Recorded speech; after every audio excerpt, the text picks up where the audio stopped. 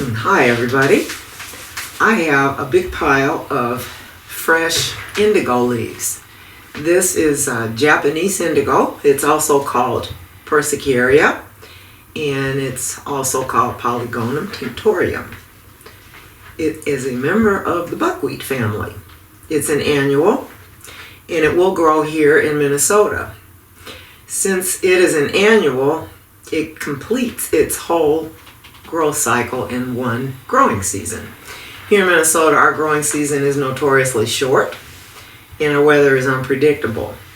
Our summers are generally pretty hot and humid, but this plant will flourish here. It can also be planted in a flower bed. It's quite decorative. It will begin flowering at the end of the growing season. That presents a bit of a problem for us here in Minnesota, and the reason is that the seeds are not mature oftentimes when the weather has turned to frost. So we're lucky this year. We've had some warm days. It was pretty cold yesterday, but I picked this then, and it was growing at the Textile Center of Minnesota. So what I'm going to do with this is I'm going to make a fresh bath. When I brought the leaves home yesterday afternoon, I let them sit outside in a plastic bag. There was enough moisture in them so they didn't dry out, and it was about as cold as a refrigerator outside last night. So they're fine. I brought them in and they've been rinsed off. And so now what I'm going to do is I'm going to remove all the leaves. We don't use anything but the leaves for a fresh indigo bath. And in this case, I'm going to discard any damaged leaves. It would be leaves like this. They are not going to supply any indigo in our fresh dye pot. So all of these are good. Even this one's slightly yellowing. It's still got some indigo left in it. So what I'm going to do now is just simply strip all the leaves off. And when I get them all off, I'm going to run them through a process which I will first weigh the leaves, and then I will begin processing them for the fresh dye pot. This is what the stems look like. And the polygonum stems are really interesting because all of these joints here in the stem are going to form roots. I have the bag of roots that stems that I pulled all the leaves off of a few days ago, and I didn't discard it yet. When I looked in the bag, the whole surface of the stem is forming roots. So they're going to get composted because there's nothing for me to do with them at this point. But I just thought it was interesting how hard these plants work to survive.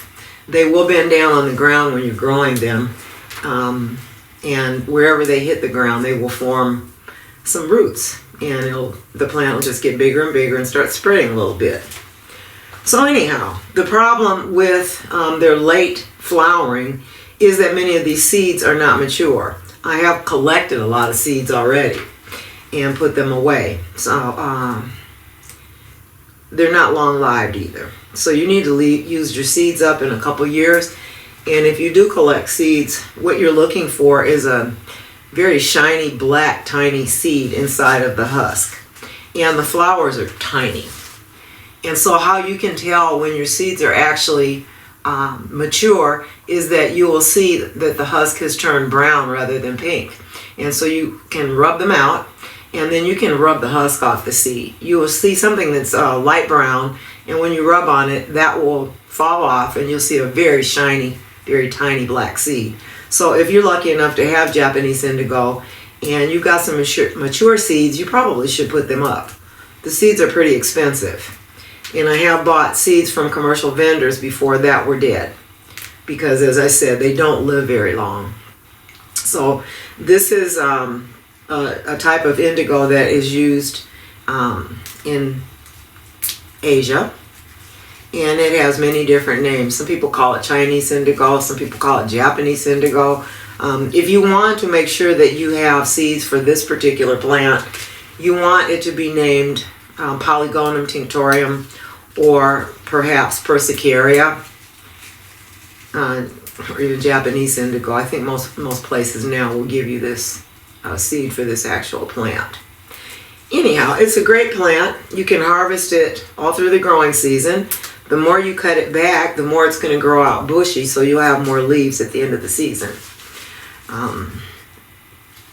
Our season's almost over. I think all of our indigo at the textile center will be pulled out probably next week. Here in Minnesota, we listen to the weather report, and when they claim frost is coming the next day, you better get the stuff out, because it will ruin it if you allow it to freeze. But again, if you do collect seeds, I strongly caution you to make sure that you have used them up within 2 years, because they just don't live long. And so what I'm doing is a little different than the indigo vat that many of you have experienced. This is not going to be the vat that is reduced and will stay over time. This is a quick vat. It will not give any dark blue. I would not use this on cellulose fibers because you're not going to get a very concentrated blue on your cloth. You need to do a regular set indigo vat to do that. This works great on silk. It gives a kind of a tealish turquoisey looking color. And again, it's not going to get particularly dark, but it's a very beautiful color. I have successfully used this on silk velvet. Now the pile on silk velvet is cellulose, it's rayon. The netting that's holding the pile on the back is actually all silk. But it gives a really nice icy blue color on that particular cloth, even though it's cellulose. So what I'm going to do with this stuff today is I'm going to work it into some silk scarves. And then over time, what I'll do with a couple of them is I'll over dye them. So you can see them, the colors change by some other dye plants from the Textile Center's dye garden. And it'll probably be marigold, or perhaps, let's see, what do I have out there that gives a nice yellow? There's some marigold, several different colors of marigold, and there's some coreopsis, which also gives a nice green color when over dyed on an indigo base. One of the nice things about using a fresh indigo vat on silk is that if you were going to do, say you want to make green, so that's yellow and blue, you're going to get a nice light blue.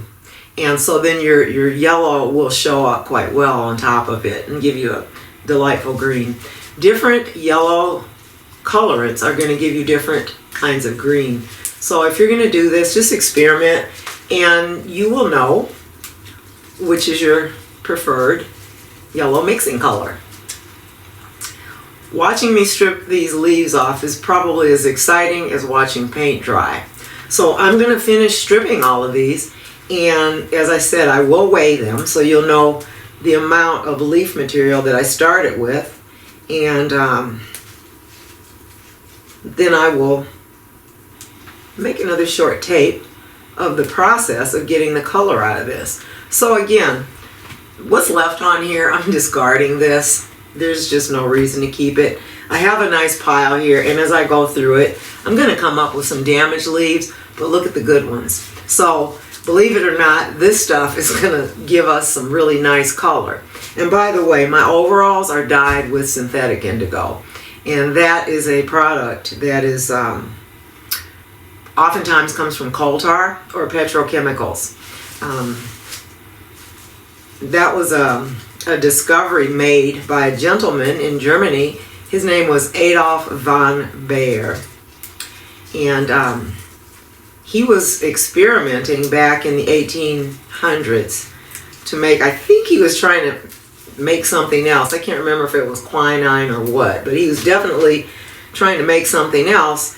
And the Germans mined a lot of coal, and they had a lot of coal tar left over, so they started experimenting with that stuff to see what use they could make of it. And so when von Baer accidentally synthesized this indigo from the coal tar, it wrecked world economies, and it slowed the production of natural indigo. Well, here we are in the 21st century, and we're going back to our roots. The indigo that was traditionally used in Europe was another plant, and it was called Isatis tinctoria, also known as woad, W-O-A-D. And woad was used in the dyers' guilds to make blue. And what happened was they found out that the people in India were using another substance, and they forbade the dyers' guild members to use foreign substances. They were supposed to use woad. Well, the reason they began using the indigo from India, and by the way, that is not this substance. This is polygonum.